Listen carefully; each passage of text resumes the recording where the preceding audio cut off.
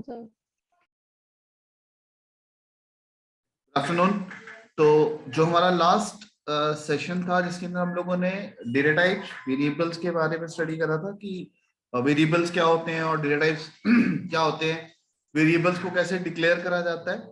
ठीक है, ये सारी चीजें हम लोगों ने उसके अंदर डिस्कस करी थी। आज हम लोग ये देखते हैं कि अगर आपको वेरिएबल्स में वैल्यूज, अभी तक तो हम लोग जो भी प्रोग्राम लिख रहे थे उसके अंदर हम लोग फिक्स वैल्यूज लेके चल रहे थे। हम लोगों ने एक फंक्शन देखा था जिसके थ्रू हम लोग वैल्यूज को प्रिंट करवाते हैं।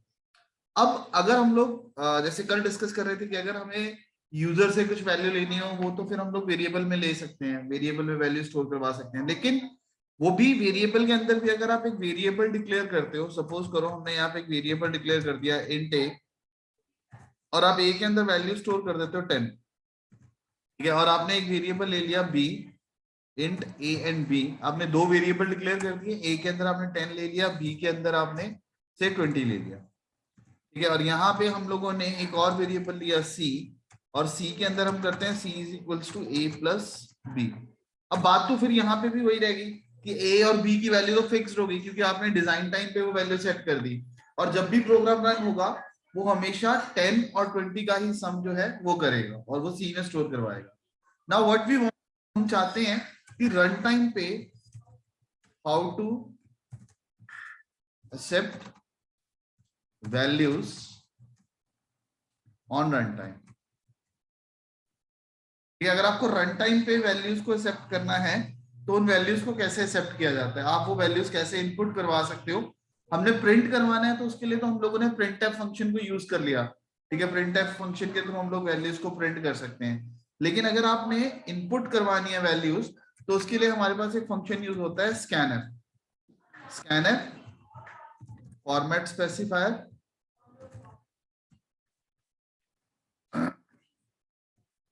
फिर कौन से वेरिएबल में आपने वैल्यू लेनी है वो वेरिएबल का नाम आ जाएगा यहाँ पे।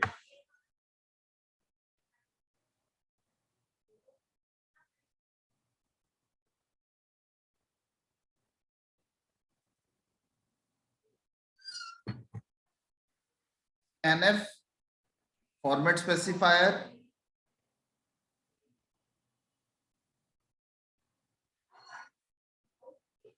वेरिएबल का नेम, ठीक है, इस तरीके से।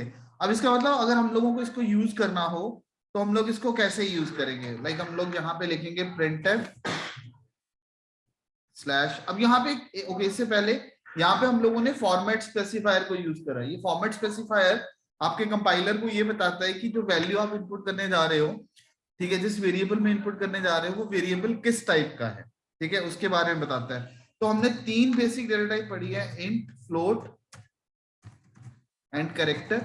अगर आपके पास इंटीजर टाइप का वेरिएबल है, ठीक है, इंटीजर टाइप का वेरिएबल है तो इंटीजर टाइप के वेरिएबल का फॉर्मेट स्पेसिफायर है परसेंटेज डी, फ्लोट के लिए उसका फॉर्मेट स्पेसिफायर है परसेंटेज एफ, और कैरेक्टर के लिए उसका फॉर्मेट स्पेसिफायर है परसेंटेज सी, ठीक है। तो इसका मतलब अगर आपको इंटीजर टाइप के वेरिएबल में वैल्यू लेनी होगी तो आपको हमेशा परसेंटेज डी को यूज करना है, फ्लोट टाइप की वैल्यू लेनी होगी तो परसेंटेज एफ, और कैरेक्टर टाइप की वैल्यू लेनी होगी तो परसेंटेज सी।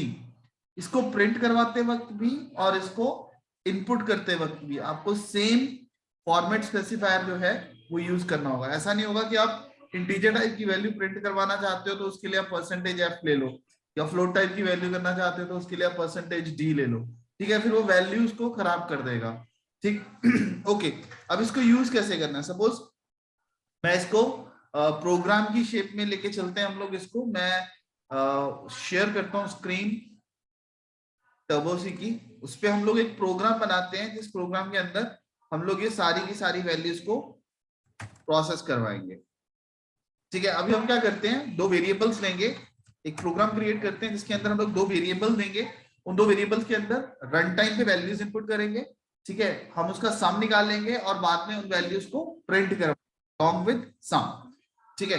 तो इसके लिए हम लोग यहां से शुरू करते हैं, hash include stdio.h, hash include conio. यहाँ पे हम चलते हैं void main, यहाँ पे हम लोगों को वेरिएबल तो यहाँ पे मैं वेरिएबल डिक्लेयर कर देता हूँ int a b and c, ये 3 वेरिएबल चाहिए। अब a वेरिएबल के अंदर हम लोग a b और c के अंदर हम लोग वैल्यूज a और b में वैल्यूज इनपुट करवाएंगे और c के अंदर हम लोग उसका सम निकालेंगे। ठीक है, a और b के अंदर हम लोग वैल्यूज को इनपुट करवाएंगे और c के अंदर हम लोग उसका सम स्टोर करवाएंगे। तो यहाँ पे हम करते हैं printf /n enter value of a। आप कुछ भी लिख सकते हो ये मैसेज, ये क्या होगा जब प्रोग्राम रन होगा तो ये वैल्यू मैसेज डिस्प्ले करेगा वो, एंटर वैल्यू ऑफ a या कुछ और। ठीक है, तो यहाँ पे हमने मैसेज प्रिंट करवा दिया एंटर वैल्यू ऑफ a। आप ये भी लिख सकते हो एंटर फर्स्ट नंबर या एंटर सेकंड नंबर। इसी तरीके से यहाँ पे अब वो नंबर हमने किस में इनपुट करवाना है, a में। तो मैं यहाँ पे क्या करता हूँ स्कैनफ के अंदर सबसे पहले क्या आता है आपके पास, फॉर्मेट स्पेसिफायर। तो हमारे पास ये वेरिएबल किस टाइप का है, इंटीजर टाइप का। तो यहाँ पे %d और किस वेरिएबल में करना है हमने, a में। तो a का address, this is very important, आपको ये याद रखना है कि इसमें आपको उसकी रेफरेंस पास करनी होती है। ठीक है, ये जो एंड का सिंबल है ये आपका एड्रेस ऑपरेटर है, एड्रेस ऑपरेटर को पास करना पड़ेगा क्योंकि स्कैनर फंक्शन जो है वेरिएबल की रेफरेंस लेके उसके अंदर वैल्यू को स्टोर करता है। तो ये रन टाइम पे आपसे वैल्यू जो भी पूछेगा उसको a में स्टोर कर देगा। इसी तरीके से आपको करना है printf /n enter value of b। तो यहाँ पे करना है scanf %d address of b। ठीक है, अब ये वैल्यूज हम लोगों ने a और b की वैल्यूज इनपुट होगी। अब ये वाली जो वैल्यूज इनपुट हुई है ये हमारी रन टाइम पे इनपुट होंगी। ठीक है, मैं इसको रन करके दिखाता हूं आपको। यहाँ पे हम लोग करते हैं c is equals to a plus b। अब देखो यहाँ पे हमने a और b की कोई भी फिक्स्ड वैल्यू नहीं दी, हमें नहीं पता यूजर क्या पंच करेगा। अब c के अंदर सम आ जाएगा, जो भी a और b के अंदर वैल्यू पंच करी गई होगी। तो यहाँ पे मैं करता हूँ printf /n सम इज। अब सम इज अगर मैं यहाँ पे इस तरह से लिख देता हूं, सम किस में हमारे पास, सी में, तो इसकी आउटपुट कुछ भी नहीं दिखाएगा वो। ठीक है, क्योंकि जब printf फंक्शन को भी यूज करते हैं, अगर तो मैसेज प्रिंट करना है फिर तो आपको सीधा मैसेज प्रिंट कर देना, सीधा सीधा।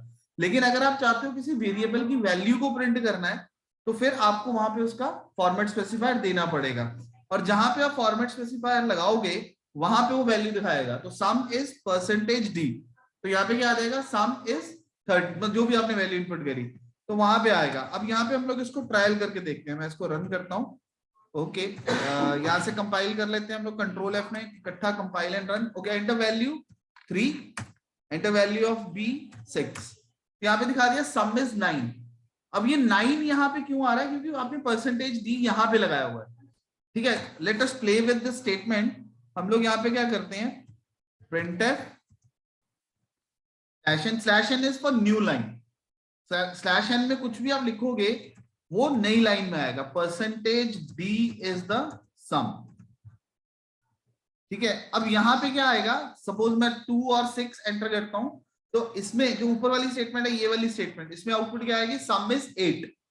ठीक है, अगर हमने a की वैल्यू 2 एंटर करी, b की वैल्यू 6 करी, तो यहाँ पे आएगा सम इज 8। और फिर अगली स्टेटमेंट में यहाँ पे क्या आएगा, %d इज द सम। अब %d की जगह पे किसकी वैल्यू आ जाएगी, c की। तो आउटपुट क्या आएगी, 8 is the sum. It means कि जहां पे हमारे पास %d लगा होगा, जहां पे हमारे पास फॉर्मेट स्पेसिफायर लगा होगा, आउटपुट वहां पे आ जाएगी। देखो सम इज 8 इज द सम। ठीक है, जहां पे हमारे पास फॉर्मेट स्पेसिफायर होगा वहां पे वो दिखा देगा। अब मैं चाहता हूं कि जो दो वैल्यूज इनपुट हुई है वो भी डिस्प्ले करे वो। ठीक है, मैं चाहता हूं कि सम ऑफ जो भी दो वैल्यूज हैं, this and this is this. तो यहां पे आप क्या करोगे, printf /n sum of %d and %d is %d। और अब आप जिस सीक्वेंस में उन वैल्यूज को डिस्प्ले करवाना चाहते हो, सबसे पहले मैं चाहता हूं a की वैल्यू आए, तो मैंने यहाँ पे क्या दे दिया, a। फिर मैं चाहता हूं सेकंड %d में किसकी वैल्यू आए, b की, फिर मैंने वहां पे दे दिया b। और फाइनली सम है, सम किस में निकाला हमने, c में, तो यहाँ पे हमने फाइनली c दे दिया। ठीक है, तो अब जिस सीक्वेंस में आप यहाँ पे ये वैल्यूज दे देते हो, उसी सीक्वेंस में ये यहाँ पे वैल्यूज को रिप्लेस कर देगा। सम ऑफ परसेंटेज डी में किसकी वैल्यू आएगी? इस परसेंटेज डी में ए की वैल्यू आएगी, इस परसेंटेज डी में बी की वैल्यू आएगी, इस परसेंटेज डी में सी की वैल्यू आएगी। ओके, इसको चेक करते हैं हम लोग। क्योंकि हम लोग पुराना प्रोग्राम रन कर रहे हैं, पिछली आउटपुट वहां पे रह रही है, तो यहाँ पे मैं फंक्शन यूज कर लेता हूँ क्लियर स्क्रीन, CLR SCR। हम लोग इसके बारे में डिस्कस कर चुके हैं ऑलरेडी, इसका पर्पस क्या है। अब यहां से मैं करता हूं इसको कंट्रोल F9। अब यहाँ पे वैल्यू दे दी, enter value 6, enter value of B 9। अब देखो sum is 15 is the sum of 6 and 9 is 15। By chance अब सपोज करो मैं यहां से इस इनपुट को आगे पीछे कर देता हूं, ठीक है, मतलब यहाँ पे जो वैल्यूज दी हैं मैं ABC की जगह पे यहाँ पे कर देता हूँ C, यहाँ पे कर देता हूँ B, यहाँ पे B रहने देते, यहाँ पे A कर देते हैं। अब ये ऑटोमेटिकली खुद ब खुद उसको लिंक नहीं कर पाएगा। अब क्या होगा, C की वैल्यू जो होगी, मतलब जो सम होगा वो दिखा देगा सम ऑफ, ठीक है, जो सम की वैल्यू है C, सपोज हम मान के चलते हैं A की वैल्यू 5 है, B की वैल्यू 10 है, ठीक है, तो A 5 B 10 सम 15। तो उसके हिसाब से अब यहाँ पे क्या आ जाएगा, सम ऑफ 15 एंड 10 इज 5, ठीक है, क्योंकि जो जो वैल्यूज उसने दी हुई है CBA की। अब देखो इसको रन करते हैं हम लोग, पहली वैल्यू 5, दूसरी वैल्यू 10, ठीक है। अब देखो उसने क्या कर दिया, सम इज 15 इज द सम। अब नीचे दिखा रहा है सम ऑफ 15 एंड 10 इज 5। अब ये ऐसे क्यों दिखा रहा है, क्योंकि जब हम लोगों ने प्रिंट करवाया था तो हमने पहले किसकी वैल्यू दे दी, C की। C में क्या था, सम, तो C ने पहले किसको रिप्लेस करा, इसको, ठीक है, फिर दूसरा वेरिएबल यहाँ पे आ गया, फिर तीसरा वेरिएबल यहाँ पे आ गया। तो इट मींस कि उसको खुद ब खुद नहीं पता चलेगा, आपको जो वैल्यूज प्रिंट करवानी है जिस सीक्वेंस में आप पास कर दोगे, वो उसी सीक्वेंस में उन वैल्यूज को, उन रिजल्ट्स को प्रिंट कर देगा।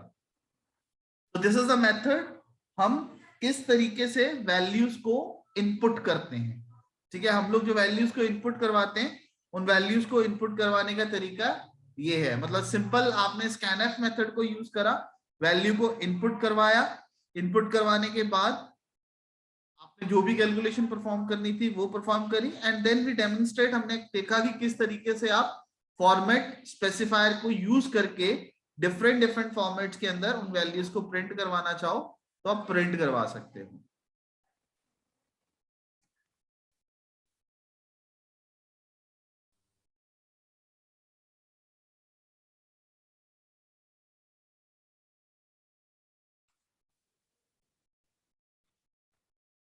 ओके, अभी ये तो था हमारे पास कि हम लोग किस तरीके से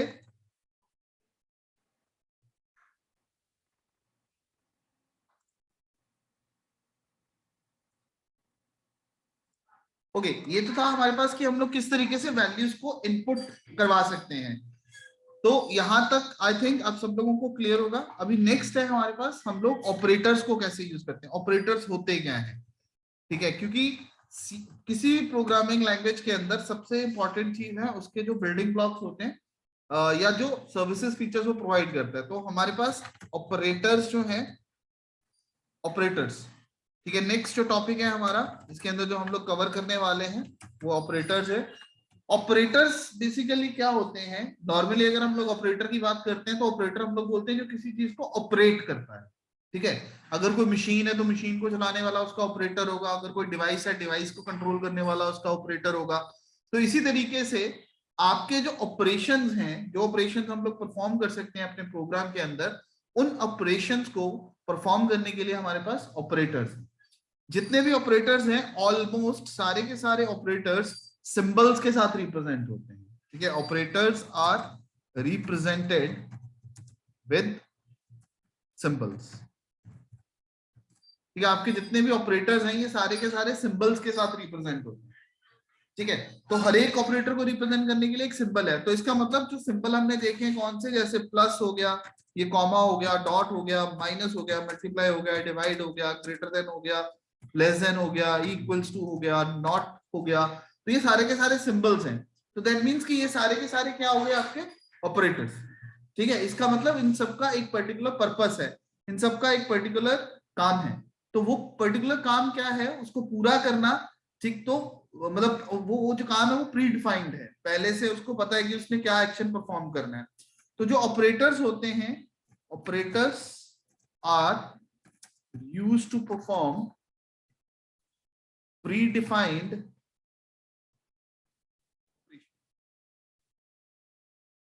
ठीक है, ये प्री डिफाइंड ऑपरेशंस परफॉर्म करते हैं।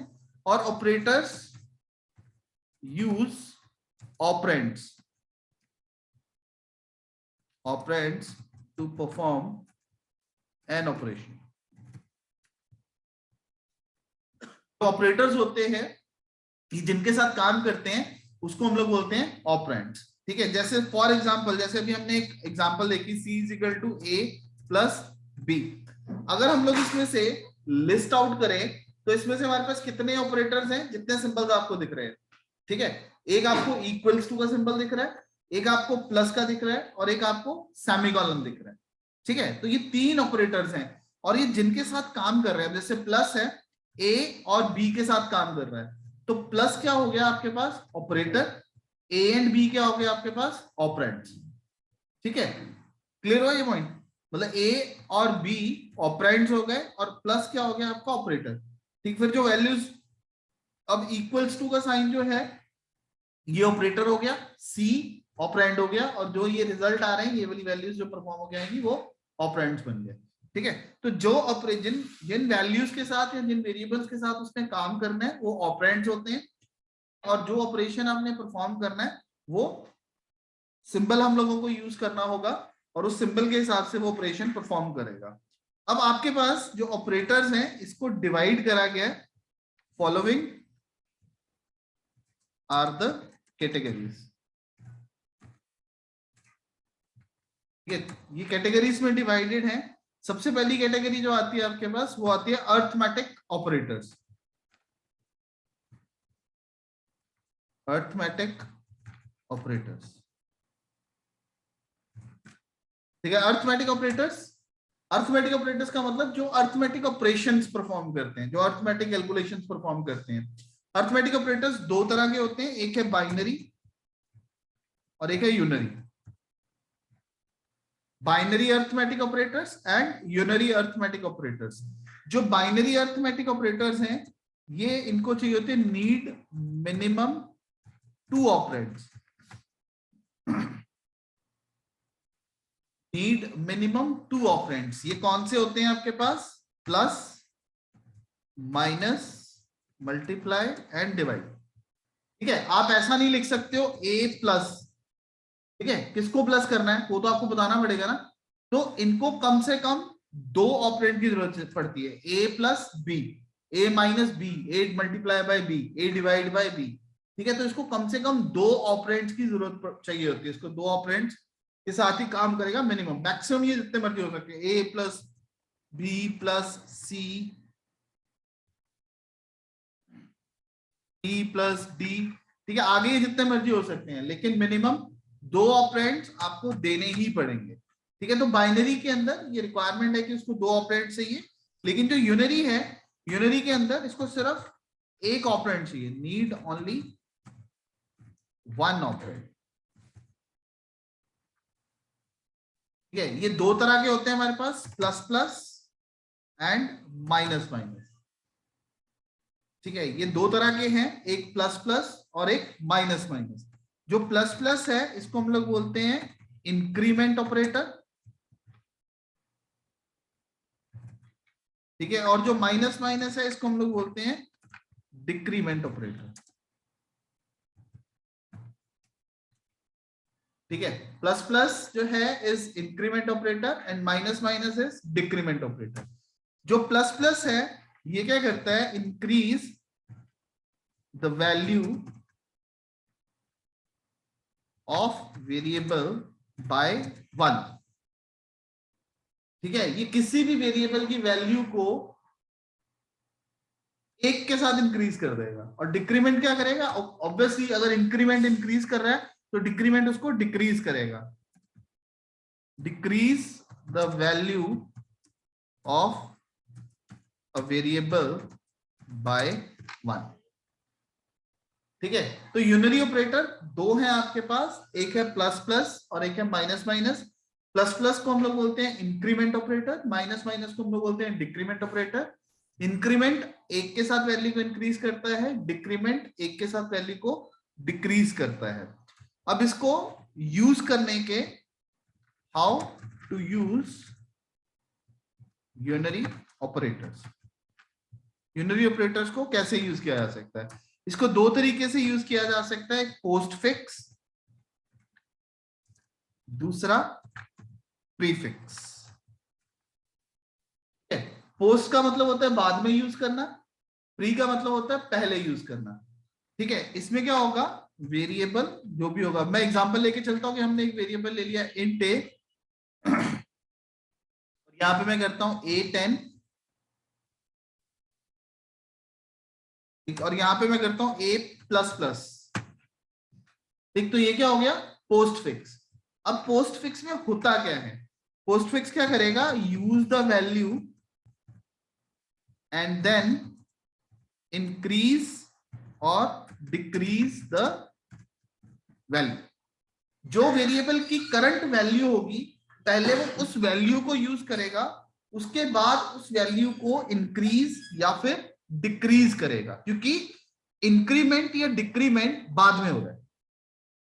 Getting my point. अब इस स्टेटमेंट में अगर वो वैल्यू यूज करेगा तो क्या वैल्यू यूज करेगा, वो 10। ठीक है, फिर उसके बाद वो वैल्यू को इंक्रीज करके कर देगा, और अगली बार अगर आप यहां पे a को यूज करोगे तो यहां पे a की वैल्यू कितनी आएगी, 11। ठीक है, इस जगह पे वो a की वैल्यू को यूज करेगा 10, क्योंकि ये क्या है, पोस्ट फिक्स। पोस्ट फिक्स क्या करता है, पहले वैल्यू को यूज करता है, फिर उस वैल्यू को इंक्रीज या फिर डिक्रीज करता है। इसके बिल्कुल ऑपोजिट हमारे पास है पोस्ट फिक्स, जिसके अंदर हम लोग प्रीफिक्स, जिसके अंदर हमारे पास क्या होता है कि आपकी वैल्यू पहले इंक्रीज होगी, इंक्रीज डिक्रीज होगी, ठीक है, फिर उसको यूज किया जाएगा।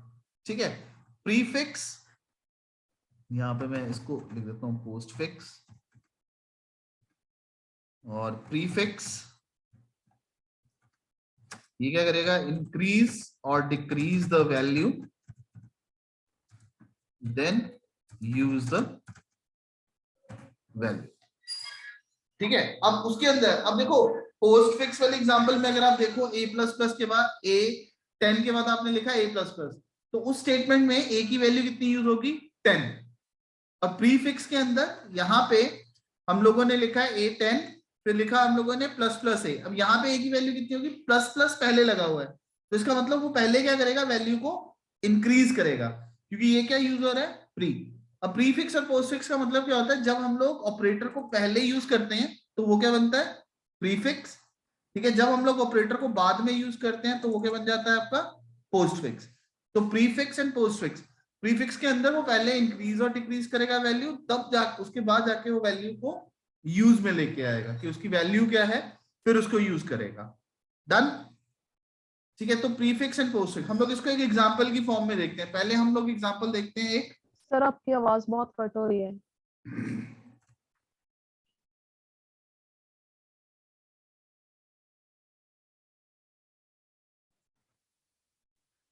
ओके, जो नेक्स्ट हमारे पास ऑपरेटर्स हैं वो ऑपरेटर्स आते हैं आपके पास रिलेशनल, रिलेशनल ऑपरेटर्स, जिसको आप कंपैरिजन ऑपरेटर्स भी बोलते हो।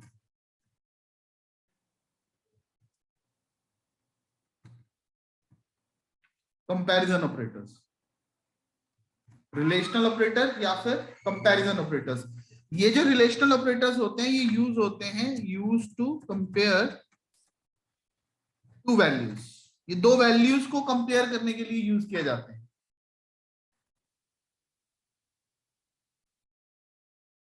Use to compare two values.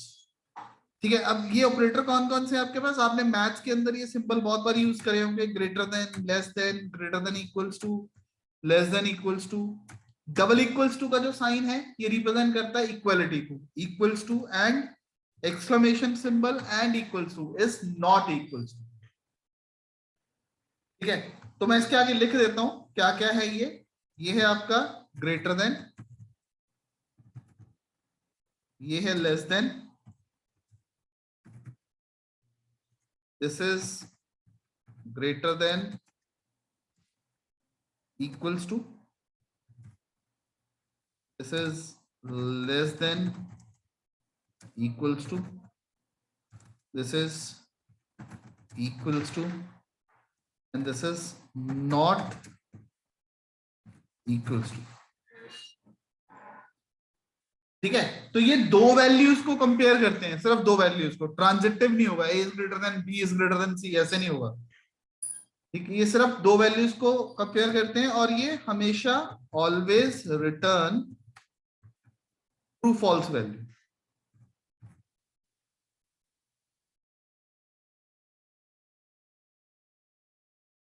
True और फॉल्स, ये हमेशा ट्रू या फिर फॉल्स रिटर्न करेंगे।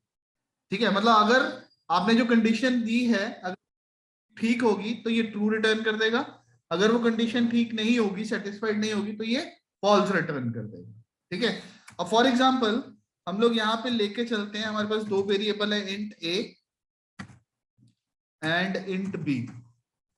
मैं मान के चलता हूं यहाँ पे हमारे पास ए की वैल्यू 10 है, बी की वैल्यू 20 है। पहले मैं यहाँ पे लिख लेता हूं, a is greater than b, a is less than b, a is greater than equals to b, a is less than equals to b, a equals to b and a not equals to b। Okay, अब आपने मेरे को ये बताना है according to the situation जो ऊपर दिया गया है, यहाँ पे आउटपुट क्या आएगी, a is greater than b, क्या रिटर्न करेगा, ट्रू और फॉल्स? फॉल्स। ठीक है, a is less than b, true, a is greater than equals to b, false. ठीक है, b is less, sorry, a is less than equals to b, true, और equals to है, and नहीं। ठीक है, और का मतलब दोनों में से कोई एक कंडीशन ट्रू होनी चाहिए, a is equals to b, false, क्योंकि दोनों की वैल्यू अलग अलग है, a not equals to b, true. ठीक है, अब इसी सिचुएशन को चेंज करता हूं और अगर सपोज हम कहते हैं कि कंट्रोल सी कंट्रोल बी, और मैं यहां पे कर देता हूं कि a की वैल्यू भी 10 है और b की वैल्यू भी 10 है। ठीक है, now a and b is 10, तो a is greater than b, condition क्या होगी, false. a is greater than b, condition is false. a is greater than और equals to b, true, greater than और equals to. ठीक है, दोनों में से कोई एक कंडीशन ट्रू होनी जरूरी है, a is less than equals to b, true. ठीक है, क्योंकि ये दोनों वैल्यू एक कंडीशन मैच कर गई, a equals to b, true, true, and a not equals to b, false, false. ठीक है, क्योंकि दोनों इक्वल है तो इस करके वहां पे वो फॉल्स डिस्प्ले करेगा। क्लियर हो गया, इस तरीके से काम करेगा। बस इसमें ये ध्यान रखना कि अगर आप यहाँ पे हमारे पास तीन वेरिएबल है, suppose A B and C, ठीक है, आप इसको ऐसे नहीं कर सकते हो A is greater than B is greater than C, ये नहीं हो सकता इसमें। ठीक है, ये ट्रांजिटिव डिपेंडेंसीज होती हैं, ये नहीं पॉसिबल। ये सिर्फ और सिर्फ दो वैल्यूज को ही कंपेयर करता है, दो वैल्यूज के साथ ही काम करेगा। ठीक, तो इसको अब प्रैक्टिकली प्रोसेस करने के लिए हमारे पास इफ स्टेटमेंट्स को हम लोग यूज करते हैं। इफ स्टेटमेंट की हेल्प के साथ हम लोग इसको यूटिलाइज करेंगे आगे चल के कि किस तरह से हम लोग इसको प्रोग्राम की शेप के अंदर लेके जा सकते हैं। लेकिन फिर भी अगर आपको मल्टीपल कंडीशंस को चेक करना है तो उसके लिए हमारे पास है logical operators. Logical operators, logical operators आपके पास तीन तरह के लॉजिकल ऑपरेटर्स हैं। एक है एंड, और एंड नॉट। आपने शायद कुछ गेट्स वगैरह के बारे में पढ़ा होगा, एंड गेट, और गेट, नॉट गेट। ठीक है, जो एंड है ये सिंबल्स के साथ रिप्रेजेंट होता है, इसके लिए यूज होते हैं डबल एम्परसेंट साइन। और का जो सिंबल है ये यूज होता है pipe sign, double pipe sign. और नॉट के लिए तो हमने देख ही लिया है एक्सक्लेमेशन सिंबल। ठीक, लॉजिकल ऑपरेटर्स को हम यूज कहां पे करते हैं, when we want to check multiple conditions single statement. ठीक है, जब आप एक सिंगल स्टेटमेंट में मल्टीपल कंडीशंस को चेक करना चाहते हो तो आप लॉजिकल ऑपरेटर्स को यूज करते हो। ये भी ऑलवेज रिटर्न ट्रू और फॉल्स, ठीक है, ये भी या ट्रू या फॉल्स रिटर्न करता है। एंड जो है ये कब ट्रू रिटर्न करता है, return true if all conditions are true, ठीक है। एंड हमेशा ट्रू रिटर्न करेगा अगर सारी कंडीशंस ट्रू होंगी, अगर एक भी कंडीशन फॉल्स हो गई तो ये फॉल्स रिटर्न करेगा। और जो है return true if any of the condition is true, मतलब अगर आपके पास मल्टीपल कंडीशंस दी हुई हैं और उन मल्टीपल कंडीशंस में से कोई भी एक कंडीशन ट्रू हो जाती है, ठीक है, तो और जो है आपको वो ट्रू रिटर्न कर देगा। और नॉट जो है ये उल्टा काम करता है। आपने देखा अभी पीछे हमने हमारे पास जहां पे वैल्यूज इक्वल थी तो वहां पे उसने फॉल्स रिटर्न कर दिया, जहां पे नहीं थी वहां पे उसने ट्रू रिटर्न कर दिया। अगर ये ट्रू है तो फॉल्स, फॉल्स है तो ट्रू रिटर्न करेगा, ठीक है। तो इसको हम लोग इस तरीके से यूज कर सकते हैं। अब इसका पर्पस कैसे यूज होगा, अब सपोज मैं ये देखना चाहता हूं कि क्या कोई बंदा वोट करने के लिए एलिजिबल है या नहीं। और वोटिंग के लिए एलिजिबिलिटी क्या बनती है, एक तो आपकी एज जो है वो 18 से अबव होनी चाहिए और आपकी नेशनलिटी इंडियन होनी चाहिए, ठीक है। तो आप क्या करोगे, यहां पे हम चेक करते हैं, if age is greater than equals to 18 and nationality equals to I, ठीक है। अब सपोज आपकी एज की वैल्यू 18 या 18 से अबव होगी और नेशनलिटी की वैल्यू आई होगी, तो ये क्या रिटर्न, ये तभी रिटर्न करेगा ट्रू। मतलब यहाँ पे हमने एक वेरिएबल ले लिया एज जिसके अंदर मैंने रख दिया 10 और एक नेशनलिटी वेरिएबल ले लिया जिसके अंदर मैंने रख दिया आई। अब अगर इस सिचुएशन के हिसाब से हम देखें तो ये क्या रिटर्न करेगा, अब ये हमारी पहली कंडीशन है, age is greater than equals to 18, ये क्या होगी फॉल्स, ठीक है। और यहां पे नेशनलिटी इक्वल्स टू आई, ये क्या हो गया ट्रू, ठीक है। हमने ऑपरेटर कौन सा यूज करा है एंड, तो एंड के अंदर क्या होता है, एंड कब ट्रू रिटर्न करता है, जब सारी कंडीशंस ट्रू होनी चाहिए। तो अब इसमें हमारी एक फॉल्स हो गई तो ये क्या हो गया फॉल्स हो गया, गलत हो गया, ठीक है। और अगर आप यहाँ पे सेकंड केस अगर हम लोग यहाँ पे बनाते हैं कि अगर हम लोग यहाँ पे सेम यहाँ पे एज की वैल्यू 20 और नेशनलिटी आई, तो अब ये कंडीशन क्या होगी हमारे पास true, age is greater than equals to 18 और nationality is equal to I, तो इसमें वो क्या रिटर्न करेगा ट्रू, क्योंकि हमारी दोनों कंडीशंस ट्रू, ठीक है। जहां पे आपको लगता है कि दोनों सारी कंडीशंस में से कोई एक कंडीशन ट्रू हो जाए, ठीक है, कोई भी एक कंडीशन ट्रू हो जाए तब आपकी आउटपुट ट्रू हो जानी चाहिए, ठीक है। कि सपोज हम कहते हैं कि अगर आपने सपोज अगर आप वोट करना चाहते हो तो आप या तो आपकी एज 18 हो या आपकी नेशनलिटी इंडियन हो, ठीक है, 18 से अब हो या फिर आपकी नेशनलिटी इंडियन हो, दोनों में से कोई भी एक चीज हो, ठीक है, तब आप वोट कर सकते हो। तो उस केस के अंदर हमें दोनों में से किसी एक को चेक करना है, तो उस केस में हम क्या यूज करेंगे एंड की बजाय और। अब इस केस में पहली कंडीशन फॉल्स है हमारी, age is greater than equals to 18 but nationality हमारी ट्रू है, वो नेशनलिटी हमारी इंडियन होगी, तो यहाँ पे एक फॉल्स है एक ट्रू है। और क्या कहता है, और के अंदर ट्रू रिटर्न करता है अगर कोई भी कंडीशन ट्रू हो जाती है।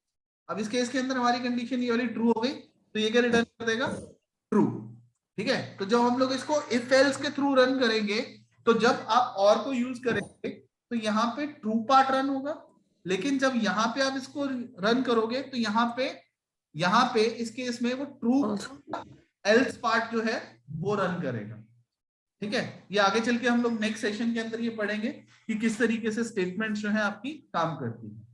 तो आज का सेशन हम लोग यहीं पे क्लोज कर रहे हैं। आज के सेशन के अंदर हम लोगों ने जो ओवरऑल पढ़ा है वो ये कि आपको किस तरह से वैल्यूज को इनपुट करना है, फॉर्मेट स्पेसिफायर क्या होते हैं, ऑपरेटर्स क्या होते हैं, तीन कैटेगरीज के ऑपरेटर्स अभी हम लोगों ने पढ़े हैं, arithmetic operators, relational operators and logical operators, ठीक है। इसके बाद हमारे पास कुछ कैटेगरीज और हैं ऑपरेटर्स की, वो हम लोग नेक्स्ट सेशन के अंदर करेंगे, ठीक है। और इसको प्रैक्टिकली कैसे इन यूज लेके आना है इन ऑपरेटर्स को, वो भी हम लोग नेक्स्ट सेशन के अंदर देखेंगे, ठीक है जी। तब तक के लिए टेक केयर, और हम लोग नेक्स्ट सेशन के अंदर मिलेंगे।